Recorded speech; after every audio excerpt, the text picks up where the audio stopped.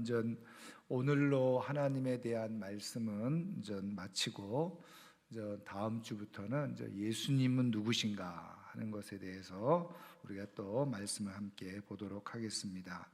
자, 오늘 하나님은 어떤 분이신가? 오늘 우리가 읽은 히브리서 11장 6절 같이 읽겠습니다. 믿음이 없이는 하나님을 기쁘시게 하지 못하나니 하나님께 나아가는 자는 반드시 그가 계신 것과 또한 그가 자기를 찾는 자들에게 상 주시는 이심을 믿어야 할지니라. 아멘. 그래서 오늘 히브리서 11장 6절에는 하나님은 상 주시는 분이시다, 이렇게 분명하게 말씀해 주고 있죠. 자, 이번에 요한계시록 22장 12절도 같이 읽습니다. 보라, 내가 속히 오리니 내가 줄 상이 내게 있어 각 사람에게 그가 행한 대로 갚아 주리라. 아멘. 여기 보라, 내가 속히 오리니, 예수님의 재림을 말하는 거죠. 그런데 이때 예수님이 오실 때 내가 줄 상이 내게 있어, 예수님이 상을 줄 것이 있다 그러면서 각 사람에게 그 행한 대로 갚아주신다 말씀해 주고 계시죠. 그래서 하나님은 어떤 분이시냐? 바로 상 주시는 하나님이시다. 여러분, 이거 굉장히 중요한 의미가 있습니다. 자, 그래서 이번 하나님의 상은 어떻게 주어지느냐 하는 겁니다. 1번 창세기 15장 1절 같이 읽습니다. 이후에 여호와의 말씀이 환상 중에 아브라함에게 임하여 이르시되 아브라함아, 두려워하지 말라. 나는 내 방패요 너의 지극히 큰 상급이니라. 아멘. 여러분, 이 창세기 15장 1절 말씀이 이후에 그랬죠. 그러면 그 앞에 창세기 14장 일이 있고 난 후에 그런 말이겠죠. 그러면 어떤 상황에서 지금 하나님께서 아브라함에게 두려워하지 말라, 나는 내 방패요 너의 지극히 큰 상급이라. 그러니까 하나님 자신이 아브라함에게 상이다, 이렇게 말씀해 주고 계시는 거예요. 그러니까 하나님은 하나님 자신을 상급으로 그렇게 주고 계시다는 거죠. 여러분, 그런 의미에서 우리가 이렇게 하나님을 알고 하나님을 아버지로 부르고 하나님을 믿고 살아가는 것이 이미 이 영적인 상을 받고 있는 사람이라는 것을 우리가 기억해야 될 줄 믿습니다.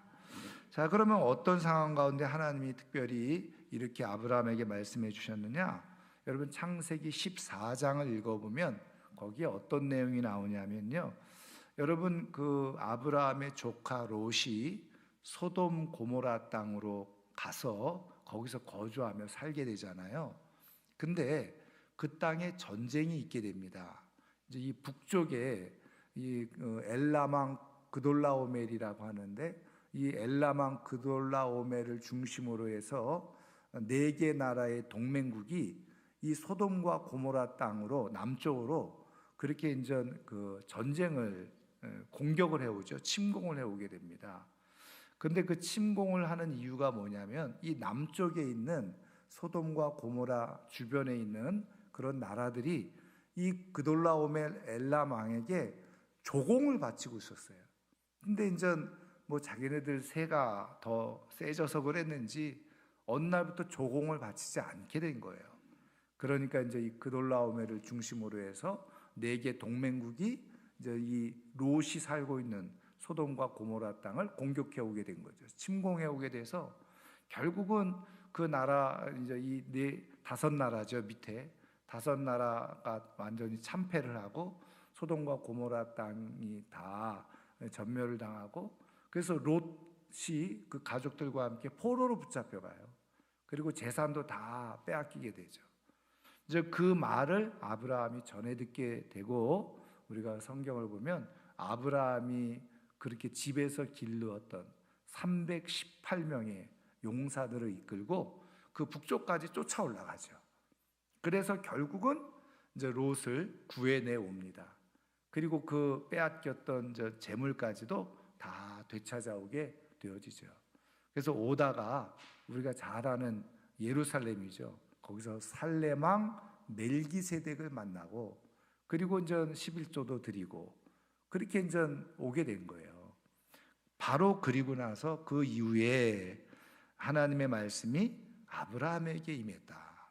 근데 아브라함아 두려워하지 마라. 왜 이렇게 말씀하셨느냐?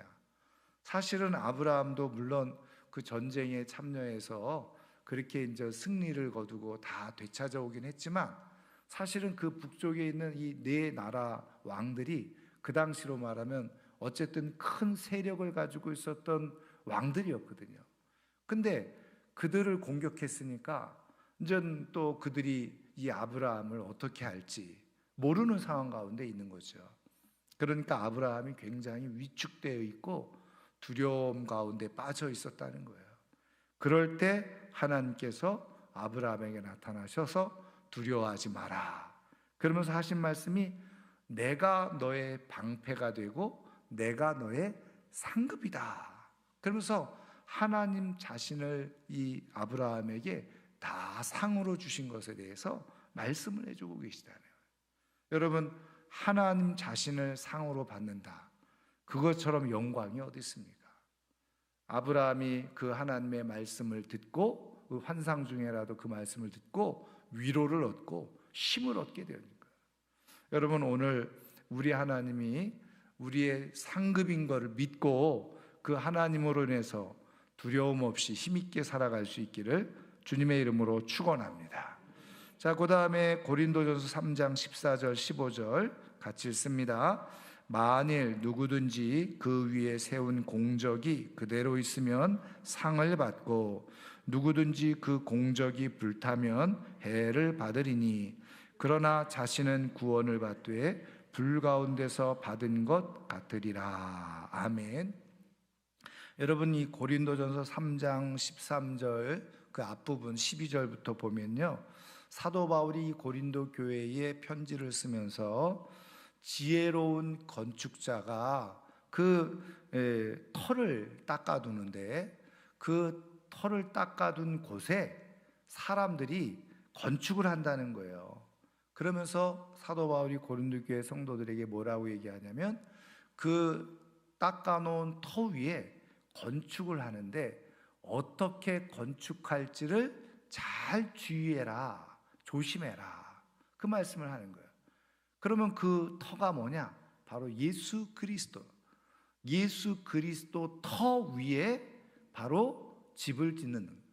다시 말하면 모든 그리스도인들은, 모든 교회는 예수 그리스도 터 위에 다 건축을 하는 건축가라는 거예요.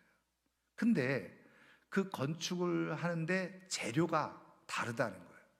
6가지 재료가 거의 고린도전서에 기록되어져 있는데 금, 은, 보석, 그 다음에 나무, 풀, 지푸라기, 이렇게 6가지 재료가 있다는 거예요.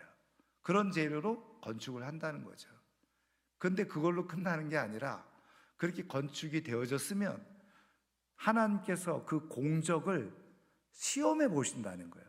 다시 말해 그 건축한 것이 잘 됐는지 시험을 하시는데 어떻게 시험하시느냐? 오늘 말씀에 나와 있는 것처럼 불로 태워본다는 거예요. 근데 그 불로 태워볼 때 예를 들면 금이나 은이나 보석으로 세운 거는 그대로 있겠죠. 그런데 나무나 지피나 풀로 그냥 그럴듯하게 만들어 놓은 것은 어떻게 될까요? 불로 태워보니까 다 타버리고 없어지는 거죠. 지금 그 말씀을 하는 거예요. 그러면서 세운 공적이 그대로 있으면, 다시 말하면 하나님이 불로 태워보는데 그게 건축물이 그대로 있으면 하나님으로부터 상을 받는다는 거예요. 그 얘기는 뭐예요? 하나님께서 인정하시는 건축, 하나님께서 인정하시는 신앙생활을 했다는 거죠. 그런데 겉으로는 번지르르하게 이렇게 신앙생활 한 것처럼 보였는데 하나님이 나중에 불로 태워보았더니 다 타버리고 아무것도 없어요. 그 말씀을 하는 거죠. 공적이 불타면 해를 받으리니 구원을 받되 구원은 받아요. 근데 어떻게 해요? 불 가운데서 받는 구원.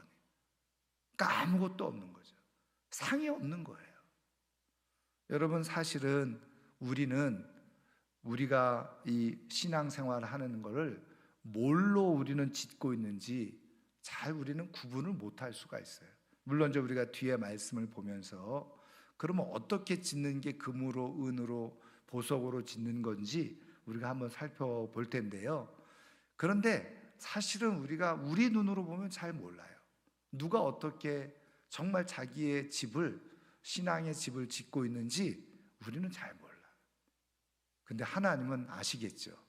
불로 태워보면 알죠. 그러면은 금과 은과 보석으로 세운 집은 어떤 집이고, 그냥 나무나 풀이나 뭐 이런 걸로 지은 집은 어떤 집인가, 이제 뒤에서 우리 한번 살펴보도록 하겠습니다. 어쨌든 하나님은 우리가 신앙생활하는 것을 어떻게 해요? 다 불로 태워서 상을 줄 사람은 상을 주신다. 여러분, 거듭 말씀드리지만 사실은 신학적으로도요, 이 상 주시는 하나님에 대해서 아주 첨예한 논쟁이 없지 않아 있어요.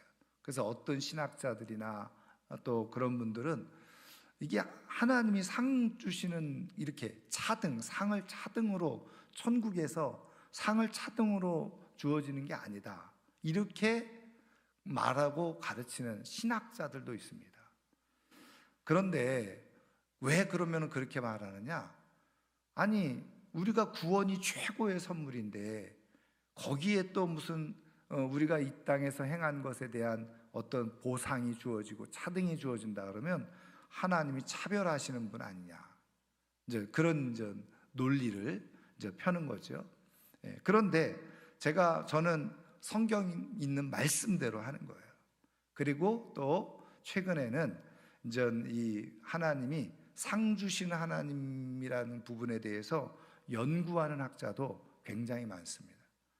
그러면 왜 우리 개신교 신학자들이나 왜 이렇게 상 주시는 하나님에 대해서 언급하기를 꺼려하느냐? 이게 자칫 카톨릭 교회는 이게 엄격하게 존재하고 있거든요. 근데 카톨릭 교회에서는 이거를 뭐로 생각을 하느냐? 자기 공로로 생각하는 거예요.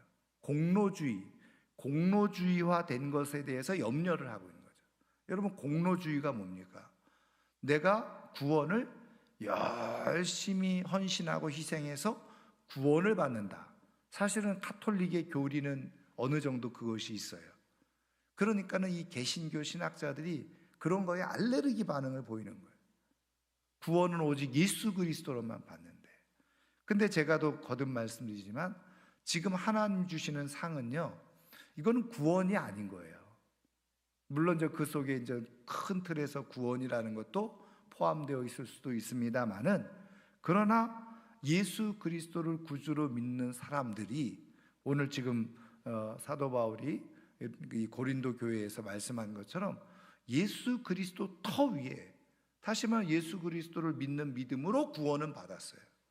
그런데 구원받은 이후에 이 땅에서 어떠한 신앙의 삶을 살아가느냐에 따라서 하나님의 상이 있다는 거죠.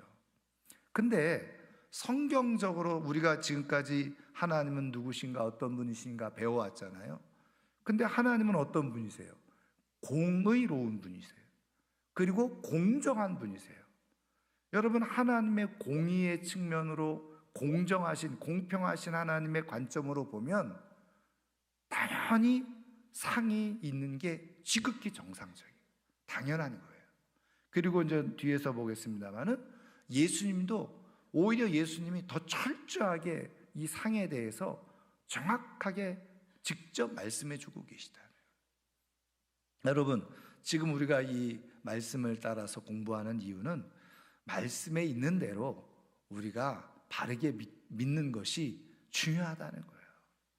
자, 어쨌든 하나님은 상을 주시는 분이시다.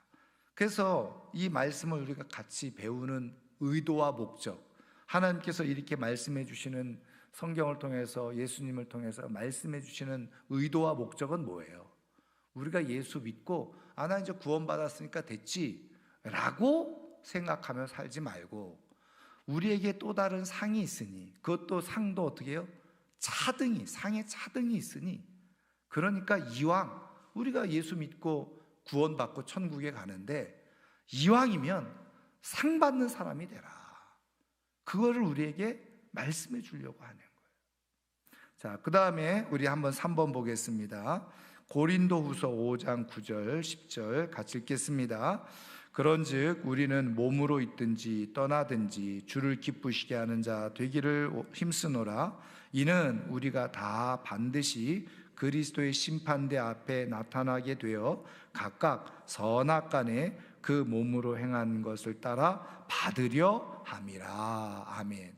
그래서 그 몸으로 행한 것을 따라 상을 받기도 하고 못 받기도 한다는 거죠.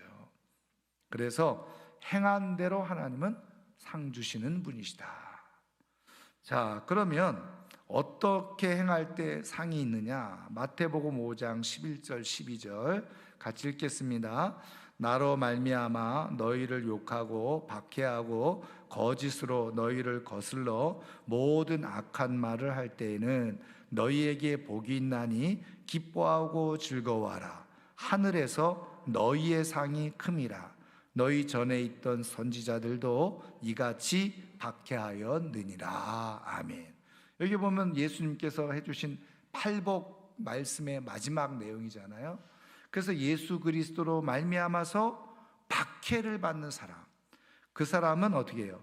하늘에서 상이 크다 이렇게 봐요.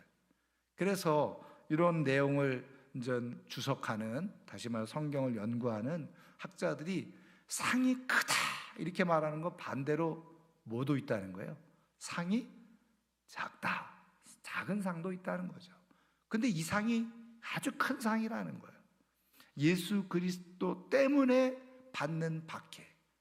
그래서 여러분, 제일 큰 상이 뭔지 아세요? 하나님이 주시는 제일 큰 상, 순교의 상이라는 거예요. 순교의 상.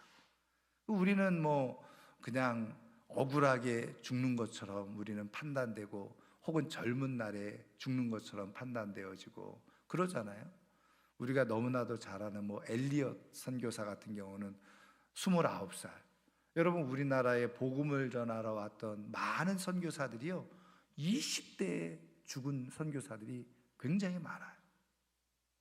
여러분, 우리가 세상적으로 인간적으로 생각하면 정말 너무나도 아쉽고, 정말 어떻게 보면 그 먼 이 땅에 와서 그냥 제대로 흔히 말하는 선교 사역도 하지 못하고 그냥 이 땅에 풍토병에 걸려서 죽었던 그 선교사들, 얼마나 억울하고 세상적으로 보면 그냥 쓸데없는 죽음을 당한 것처럼, 흔히 말하는 그냥 세상적으로 개죽음 당한 것처럼 그렇게 느껴지잖아요. 근데 우리가 성경적으로 보면 뭐라고 말씀하세요? 순교자들이 받는 상이 가장 최고의 상이다. 성경은 그걸 말씀해 주고요. 그러니까 관점이 우리가 가지고 있는 관점하고, 다시 말하면 세상적인 관점하고는 완전히 달라요. 여러분, 우리가 그래서 성경을 보면 초대교회 성도들은 어떻게 해요? 주님의 이름을 위해서 자기 목숨을 내놓는 거예요. 그래도 그게 하나도 그냥 아쉬운 게 없어요. 안타까운 게 없어요. 왜? 이 땅에서는 잠깐 사는 거지만, 제가 말씀을 전하면서 계속 말씀을 드렸지만, 눈 깜짝할 사이 살아가는 게 우리 인생이에요. 그런데 여러분, 하나님 나라는 영원하잖아요.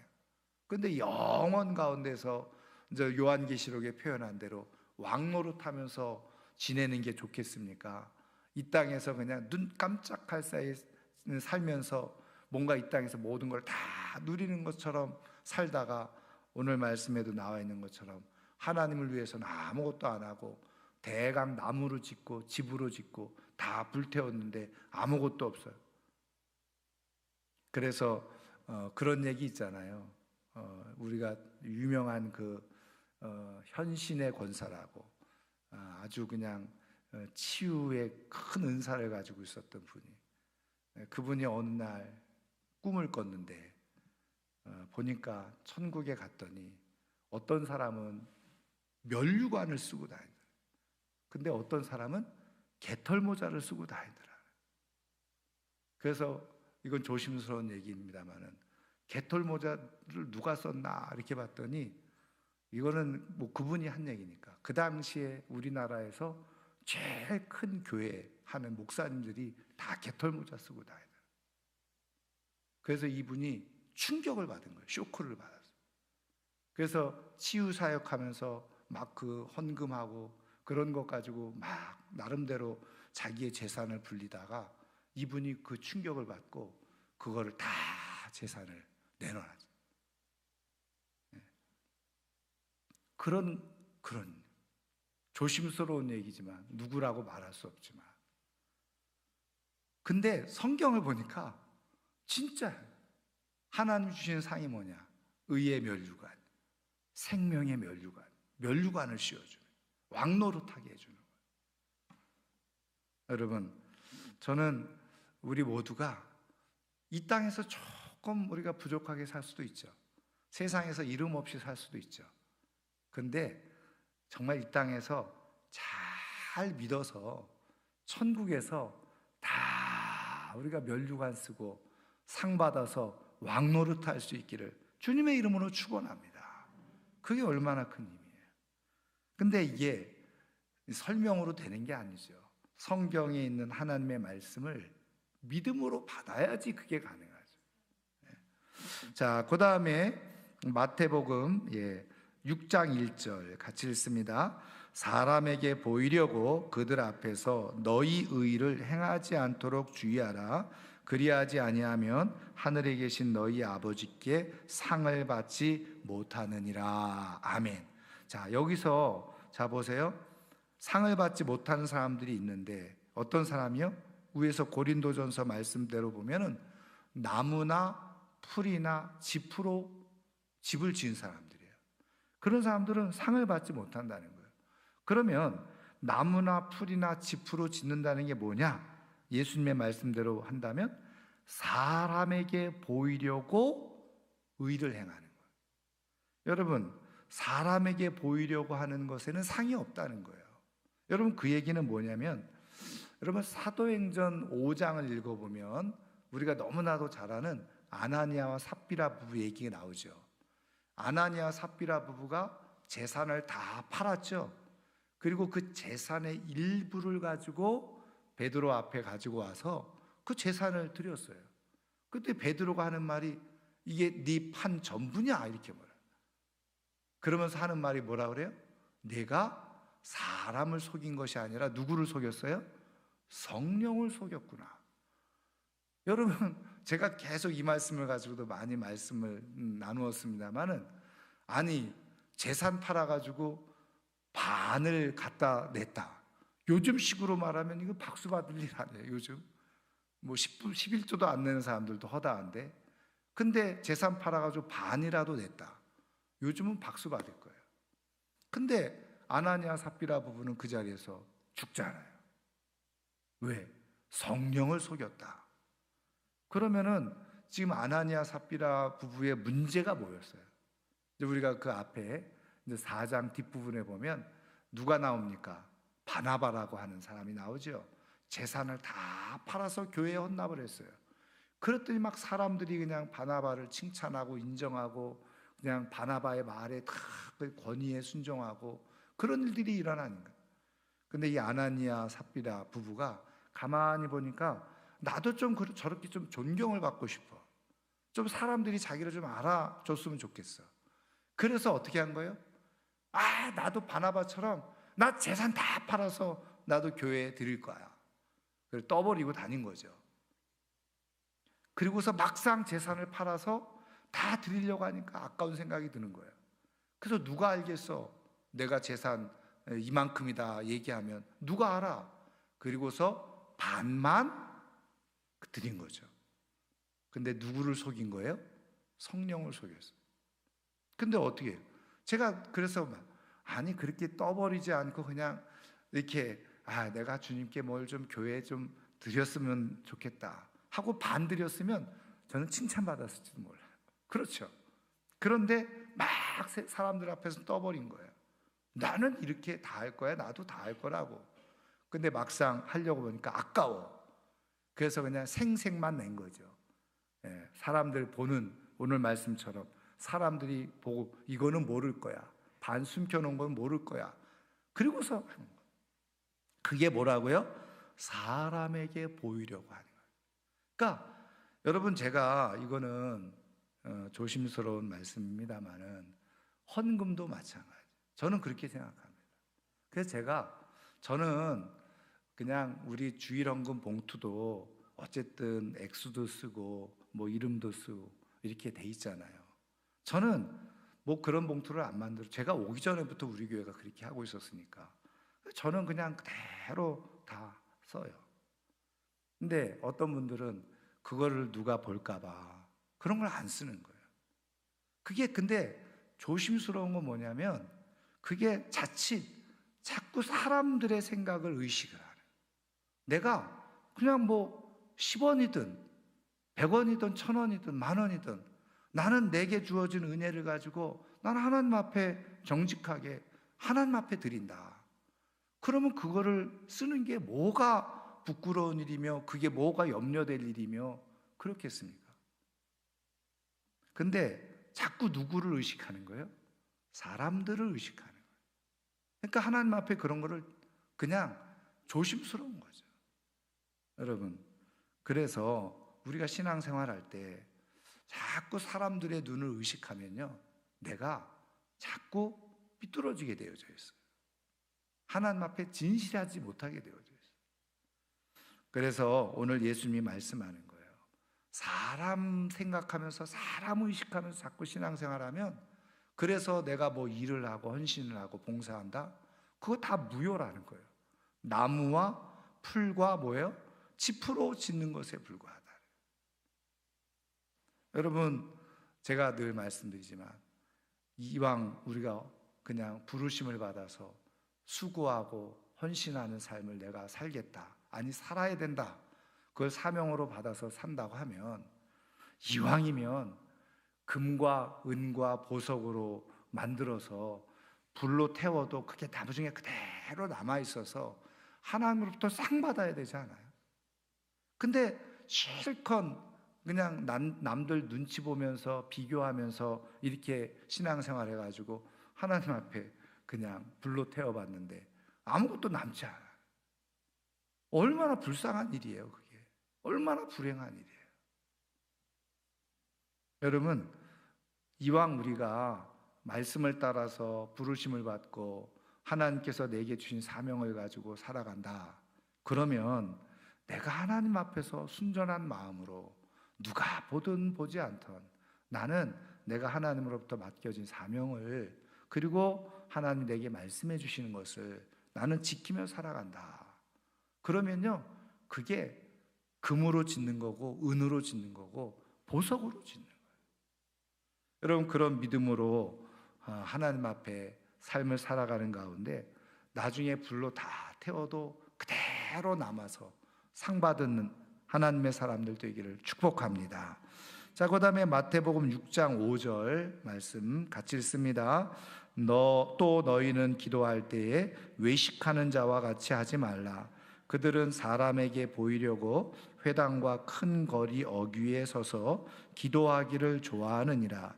내가 진실로 너에게 이르노니 그들은 자기 상을 이미 받았느니라. 아멘. 여기 보니까 자기 상을 이미 받는 사람들이 있다는 거예요.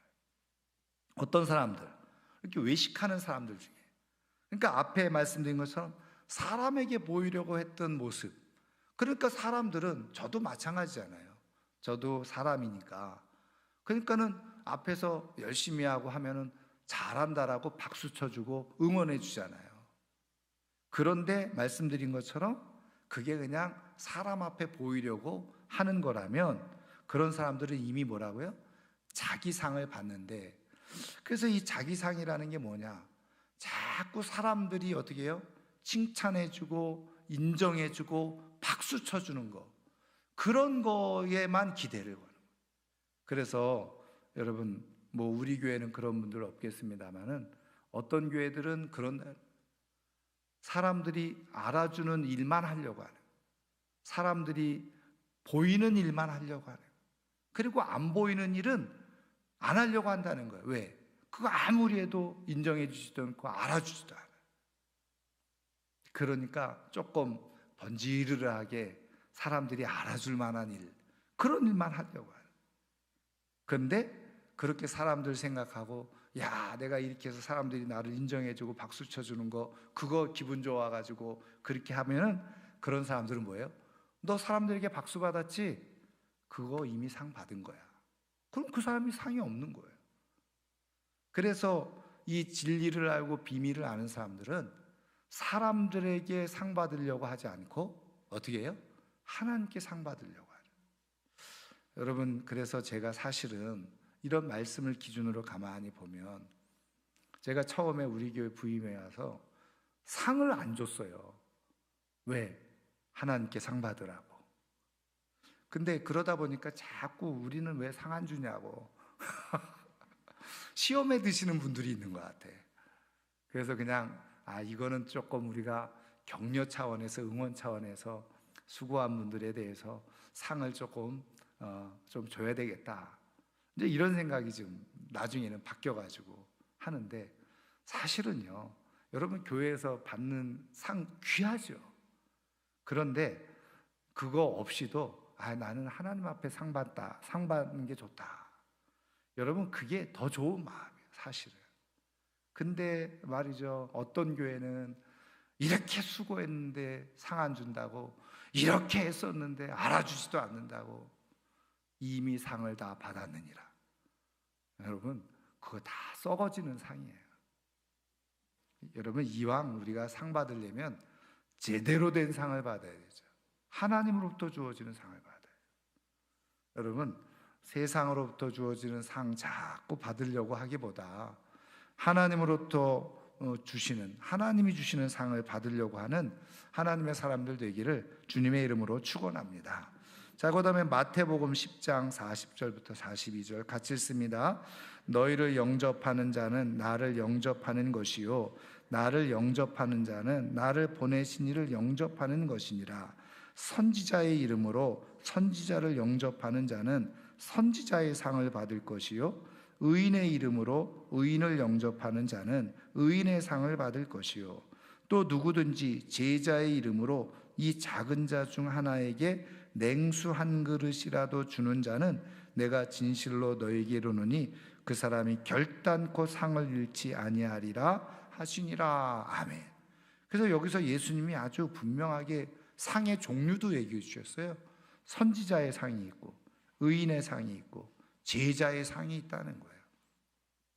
이게 뭐 차등이 있는 거냐 없는 거냐, 그런 거에 대한 해석에는 여러 그 의견이 분분합니다만은 어쨌든 상이 있다는 거예요.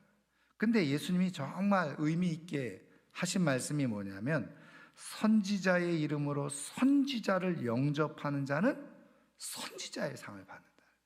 그 얘기는 뭐냐면, 선지자로서 야, 이분이 정말 하나님의 일을 하는 사람이구나 라고 잘 대접하고 섬기면 그 사람에게도 동일한 상이 주어진다는 거예요. 선지자를 인정한 만큼의 상이 그에게 주어진다는 거예요. 의인을 인정해 줬어요. 교회에서 예를 들면 열심히 충성하고 헌신한, 야, 저분이 정말 성실하게 열심히 충성하는 분이구나, 야, 저렇게 수고하는데 내가 빵이라도 한번 사줘야지, 커피라도 한 잔 사줘야지, 그래서 수고하는 의인에게 내가 대접을 했어요. 그런데 오늘 예수님 말씀대로 보면 그 사람에게도 의인을 인정해 준 만큼 의인에게 줄 상이 그 사람에게도 주어진다. 여러분, 그 다음에 제자, 여기 보세요. 제자의 이름으로 그랬죠. 작은 자 중 하나에게 냉수한 그릇. 그래서 이게 사람들이 가장 오해하는 구절 중에 하나가 작은 자 중 하나, 작은 자 중 하나를 가난한 사람, 불쌍한 사람 이렇게 오해를 하는데, 여기서 이 작은 자는요, 가난하고 불쌍한 사람을 얘기하는 게 아닙니다. 여기 앞에 있잖아요. 제자의 이름으로. 그러니까 제자가 사실은 우리가 볼 때 보잘것없고 볼품없고 그래도 제자야. 제자로서 그를 대접해주고 인정해줬어요. 냉수한 그릇 줬어요.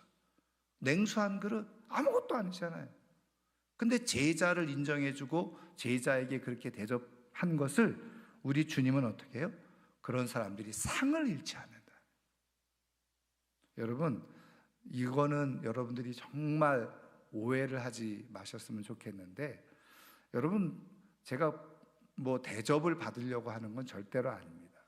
저는 뭐 우리 교회에서 충분히 사랑 잘 받고 있다라고 믿고 있는데 마찬가지예요. 여러분, 여기 선지자를 잘 대접하고 의인을 의인으로 잘 대접하면 그 상이 그대로 내게 주어져요. 그렇다고 한다면 저는 여러분 교회에서 수고하는 사역자들을 잘 섬기는 것, 그것이 내게 그분이 받는 상에 나도 똑같이 상을 받을 수 있는. 그래서 우리 초대교회 우리 조상들, 선배들, 믿음의 조상들은 이런 말씀을 가만히 묵상하면서 내가 목사님을 잘 대접하면 그 목사님이 받는 상을 나도 받는 거구나. 전도사님을 잘 대접하면, 내가 구역장을 내가 잘 대접하면 그 구역장이 받는 상을 나도 받을 수 있는 거구나.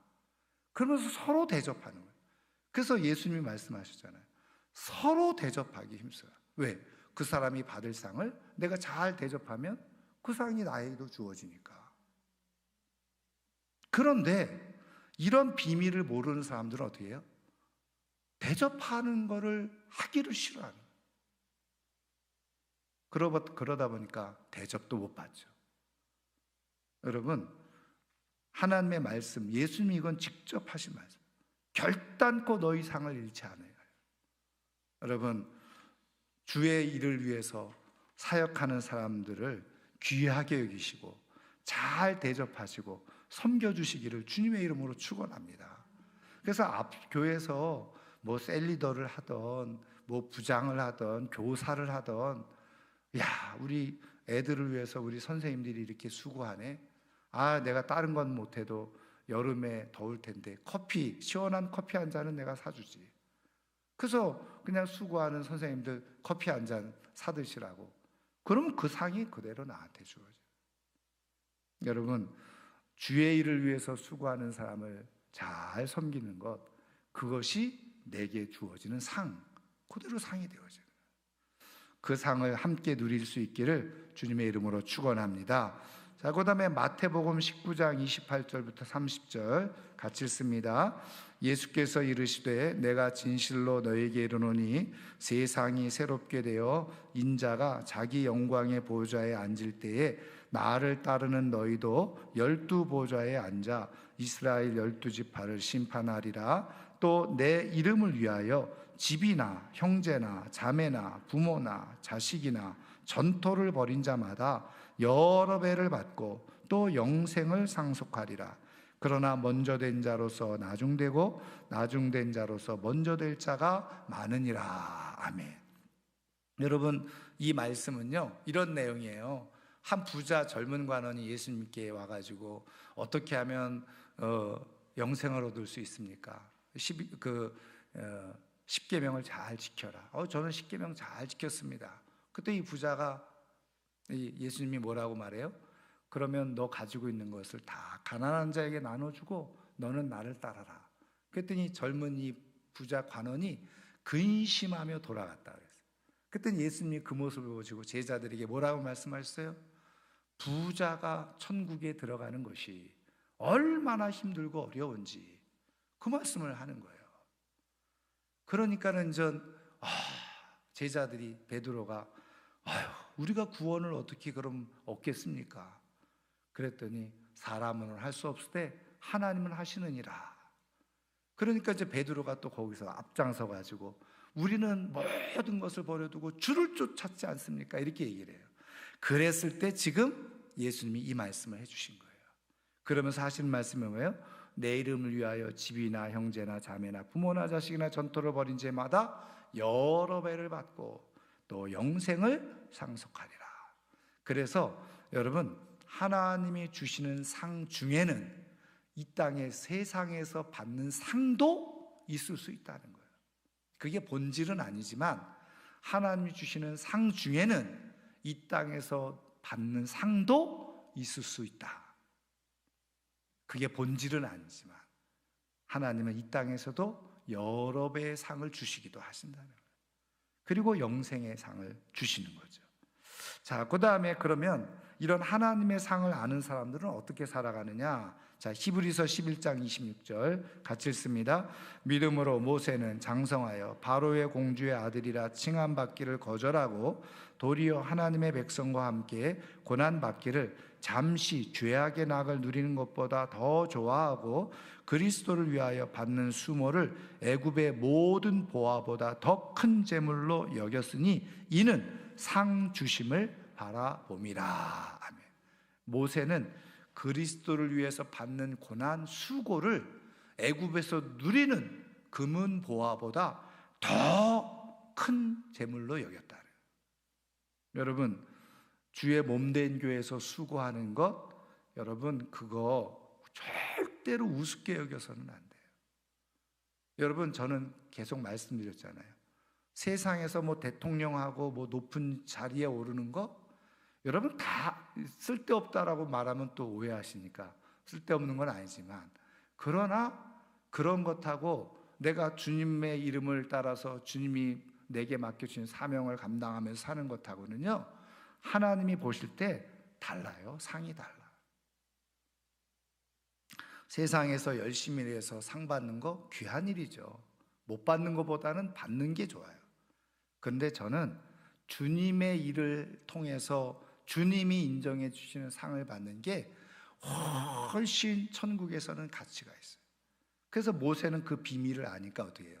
애굽에서 자기가 왕으로 왕자로 얼마든지 호의호식하면서 모든 것을 누리며 살아갈 수 있었지만 하나님의 상을 아니까 그런 게 중요한 게 아니에요. 오히려 내가 수고를 하고 고난을 당하고 조금 어려움이 있어도 오히려 그 상이 더 좋아. 하나님이 주실 상을 바라보는. 여러분, 그리스도를 위해서 수고하는 것이 가장 큰 상인 줄 믿으시기를 주의 이름으로 축원합니다. 자, 그 다음에 빌립보서 3장 12절 14절 같이 읽습니다. 내가 이미 얻었다 함도 아니요 온전히 이루었다 함도 아니라 오직 내가 그리스도 예수께 잡힌 바 된 그것을 잡으려고 달려가노라. 형제들아, 나는 아직 내가 잡은 줄로 여기지 아니하고 오직 한 일, 즉 뒤에 있는 것을 잊어버리고 앞에 있는 것을 잡으려고 표대를 향하여 그리스도 예수 안에서 하나님이 위에서 부르신 부름의 상을 위하여 달려가노라. 아멘. 여러분 보세요. 내가 이미 얻었다 함도 아니요 온전히 이루었다 함도 아니라 주님께 잡힌 바 된 그것, 그게 뭐예요? 하나님이 나를 자녀 삼아주시고 구원하시니 그 은혜, 그것을 위해서 어떻게 해요? 계속 달려가는 거예요. 중단하지 않는 거예요. 그래서 표대를 향해서 부르신 상, 사도 바울은 상이 있는 줄 알았어요. 그 상을 위해서 계속 달려가는. 다시 말하면 중단하지 않는다는 거예요. 아유, 나는 이제는 나이가 들었으니까 그만하지. 여러분, 그게 아니에요. 우리가 말씀드린 것처럼 교회법상 70으로 은퇴해서 재직에서는 재직의 역할은 끝날 수 있을지 모르지만 셀리더라든지 뭐 기관장이라든지 교사라든지 성가대라든지 그거는 상관없잖아요. 근데 어떤 사람들은 그냥 내가 나이가 돼서 그냥 법적으로 재직 끝났다 다 내려놓으려고 그래요. 그건 모르는 사람이 그래요. 상을 모르는 사람이 그래요. 여러분, 하나님의 상을 아는 사람들은요, 내가 할 수 있는 사명, 내가 할 수 있는 일이라면 끝까지 하는 거예요. 여러분, 그것을 귀하게 여기시기를 주님의 이름으로 축원합니다. 그래서 믿는 사람들은요, 그냥 힘이 빠져서 죽는 게 아니에요. 그래서 그냥 달아서 내가 죽으리라. 여러분, 그 유명한 그 아프리카의 그 선교의 아버지라고 불렸던 리빙스턴, 여러분 리빙스턴 선교사님은 어떻게 돌아가셨어요? 침대 곁에서 기도하는 자세로 돌아가셨잖아요. 마지막 순간까지 기도하는 모습을 가지고 하나님의 부르심을 받았어요. 여러분 끝까지 중단하지 않고 부름의 상을 향해서 달려갈 수 있기를 주님의 이름으로 축원합니다. 자, 그다음에 세 번째 누가복음 19장 16절부터 19절 같이 읽습니다. 그 첫째가 나와 이르되 주인이여 당신의 한 문화를 열 문화로 남겼나이다. 주인이 이르되 잘하였다 착한 종이여 내가 지극히 작은 것에 충성하였으니 10고을 권세를 차지하라 하고 그 둘째가 와서 이르되 주인이여 당신의 한 문화로 5문화를 만들었나이다. 주인이 그에게 이르되 너도 5고을을 차지하라 하고. 아멘. 자, 그 다음에 그 밑에 마태복음 25장 요 내용은 제가 읽지는 않을게요. 왜냐하면 요 마태복음 25장 내용은 우리가 너무나도 잘 아는 달란트 비유의 얘기입니다. 여러분, 어떤 분들은 이 문화의 비유와 달란트의 비유가 똑같은 비유라고 말하고 설명하는 분들도 있지만, 여러분 내용을 가만히 읽어보면 달라요. 이 앞에 문화의, 누가복음의 문화의 비유는 뭐냐면 이 주인이 가면서 각각 똑같이 한 문화씩을 나눠준 거예요. 한 문화씩을 나눠줬어요. 그래서 여행에서 돌아오고 나니까 어떤 사람은 10문화를 남겼다는 거예요. 그리고 어떤 사람은 5문화를 남겼고 어떤 사람은 아무것도 못 남겼다는 거예요. 그랬더니 10문화를 남겼더니 어떻게 했어요? 10고을 다스리는 권세를 줬어요. 5문화를 남겼더니 5고을 다스리는 권세를 줬어요. 차등이 벌써 있죠. 자, 보세요. 한 문화 똑같이 받았어요. 근데 남긴 게 달라.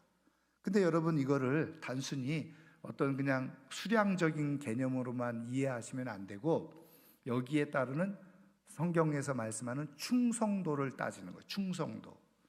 그러면 저는 이렇게 보는 거예요. 자, 그 다음에 먼저 마태복음 25장에는 또 주인이 갈 때 차등을 둬서 주네요. 5달란트, 어떤 사람에게 5달란트, 어떤 사람에게 2달란트, 어떤 사람에게 하달란트. 왜 차등을 주고 나눠줬어요? 그래서 갔다 와서 보니까 5달란트 받았던 사람은 5달란트를 남겼어요. 2달란트 받은 사람은 2달란트를 남겼어요. 차이가 있잖아요. 근데 성경을 읽어보면 상은 똑같이 줘요. 여러분 이거를 잘 이해를 하셔야 돼요. 자, 보세요.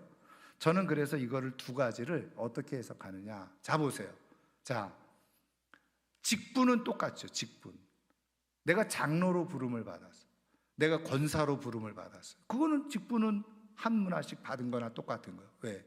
내가 나이와 연령과 내가 어떤 뭐 조건 상관없이 직분은 똑같이 주어져요. 자, 그런데 어떤 사람은 장로가 돼서 장로로서 사명을 잘 감당해. 그러면 10문화를 남기는 거죠. 충성하면. 장로로서 권사로서 그 주어진 직분의 자리에서 충성을 다해서 10문화 남겼어요. 어떤 사람은 조금 그래서 5문화 남겼어요. 그랬더니 거기에 대해서는 차등이 주어져요. 그런데 보세요. 이 달란트는 이미 받은 조건이 다르다는 거죠. 그래서 예를 들면 어떤 사람은 좀 부유한 가운데 물질도 넉넉하고 그래서 물질을 많이 할 수 있는 사람이 있는가 하면, 어떤 사람은 물질이 없어. 그 이미 주어진 조건이 다르잖아요. 그런데 그런 주어진 조건이 작은 가운데서 그냥 내가 2달란트 1달러 받은 대로 수고했어요. 그랬더니 예를 들면 이거예요. 그렇게 자기에게 주어진 조건이 다르게 차등이 있지만 하나님이 기뻐하시는 일에 사람들 눈치 보고 내가 할 만한 일에 내가 할 수 있는 만큼 최선을 다해서 했어요. 그랬더니 5달란트를 받아서 5달란트만큼의 일을 한 사람이나 2달란트를 받아서 2달란트만큼의 일을 한 사람이나 하나님은 공정하게 그 수고한 것에 대해서 상을 주신다. 그런데 똑같은 직분을 받았어요. 근데 어떤 사람은 이 직분이 너무 귀하고 정말 감사하지. 그래서 막 직분에 걸맞게 충성하는 사람이 있는데, 어떤 사람은 이 직분이 이따위가 뭐가 중요해. 그리고서 그냥 땅에 처박아둬. 그래서 장로로서 권사로서 아무것도 안 해. 그러면 어떻게 되는 거예요? 이미 상이 없어지는 거죠. 여러분 그거 저는 계속 늘 말씀드리지만 직분을 받을 수 있다는 거는요, 굉장한 큰 영광이고 그리고 기회예요. 내가 하나님으로부터 많은 상을 받을 수 있는 기회를 나에게 주신 거예요. 근데 그때 그거를 깨닫고 이게 정말 내 인생에 있어서 가장 귀한 일이다. 그리고 거기에 걸맞게 내가 해야 될 사명을 잘 감당하면 열무나, 그렇죠. 그리고 잘하였다, 착하고 충성된 종아, 이렇게 인정을 받는 거예요. 그리고 상이 주어져요. 그런데 뭐 내가 아니더라도 뭐 사람들 다 할 사람들 하지 뭐. 그리고서 어떻게 해요? 그냥 명예처럼 그냥 여기고 그냥 그것만 직분만 가지고 아무것도 안 해요. 그러면 오히려 거꾸로 어떻게 해요? 그 직분이 그 사람에게는 거꾸로 재앙이 될 수 있어요. 여러분, 예수님이 12제자를 부르셨잖아요. 그 12제자로 예수님의 제자로 부름을 받았다는 게 얼마나 큰 특권이고 축복이었습니까? 근데 어쨌든 11명의 제자는 끝까지 어떻게든 오락가락 하다가도 남아가지고 그냥 성령의 불을 받고 목숨을 걸고 사명 감당하잖아요. 그러니까 영광이 주어지죠. 하늘의 영광이 주어져요. 갈팡질팡 할 때도 있었지만. 그런데 가룟 유다는 어떻게 했어요? 스스로 포기해버리고 말았어요. 그냥 땅에 묻어둔 사람처럼. 그랬더니 그는 결국 가장 최고의 영광의 기회를 얻은 자리에서 가장 불행한 사람이 된 거예요. 가룟 유다는. 여러분, 하나님으로부터 직분을 받고 부르심을 받는 것은 영광 중에 영광이고 큰 기회를 얻은 거예요. 여러분, 그거를 귀하게 여기시기를 주님의 이름으로 축원합니다. 그래서 사도 바울은 고린도서에 하나님이 나를 충성되이 여겨 우리에게 직분을 맡기셨다. 그걸 귀하게 여기는. 그래서 이왕에 우리가 다 부르심을 받고 직분이 맡겨져서 이렇게 사명을 감당할 때 이왕이면 열무나 10골 받는 사람처럼 5달란트, 2달란트 받을 사람처럼 야, 내가 정말 잘했구나, 착하고 충성된 종아, 이렇게 주님으로부터 칭찬받을 수 있는, 그래서 부끄럽지 않게 하늘에 하나님이 주시는 영광의 면류관을 쓸 수 있는 하나님의 사람들 되기를 주님의 이름으로 축원합니다. 자, 5번째, 고린도후서 5장 9절 10절 같이 읽습니다. 앞에서도 읽었던 구절이에요. 그런즉 우리는 몸으로 있든지 떠나든지 주를 기쁘시게 하는 자가 되기를 힘쓰노라. 이는 우리가 다 반드시 그리스도 심판대 앞에 나타나게 되어 각각 선악간에 그 몸으로 행한 것을 따라 받으려 함이라. 아멘. 그래서 이 상을 아는 사람들은 어떻게 한다는 거예요? 주님을 기쁘시게 하는 일에 관심을 기울이며 산다는 거죠. 자, 마지막 마태복음 6장 3절 4절 같이 읽습니다. 너는 구제할 때 오른손이 하는 것을 왼손이 모르게 하여 내 구제함을 은밀하게 하라. 은밀한 중에 보시는 너희 아버지께서 갚으시리라. 아멘. 그래서 자꾸 생색내려고 하지 말고, 사람들이 왜 나를 안 알아주나 그런 것에 자꾸 생각을 두지 말고, 하나님은 은밀한 중에 다 보고 계신다는 거예요. 여러분, 목사는 몰라줄 수도 있어요. 그렇죠. 장로님들은 또 몰라줄 수 있어요. 그런데 누가 알고 계세요? 하나님이 알고 계세요. 은밀한 중에 하나님은 다 보고 계세요. 내가 어떻게 하나님을 섬기려고 하고 내가 어떻게 주님을 기쁘시게 하려고 이렇게 애를 쓰는지 목사님은 몰라주고 장로님들은 몰라주고 성도들은 때로는 몰라줘도 하나님이 아셔. 여러분, 은밀한 중에 보시는 하나님, 그분이 나에게 상 주실 거를 기대하고 은밀하게 그 주어진 사명을 잘 감당하는 가운데 다 하나님의 상을 받을 수 있는 우리 모두가 되기를 주님의 이름으로 축원합니다.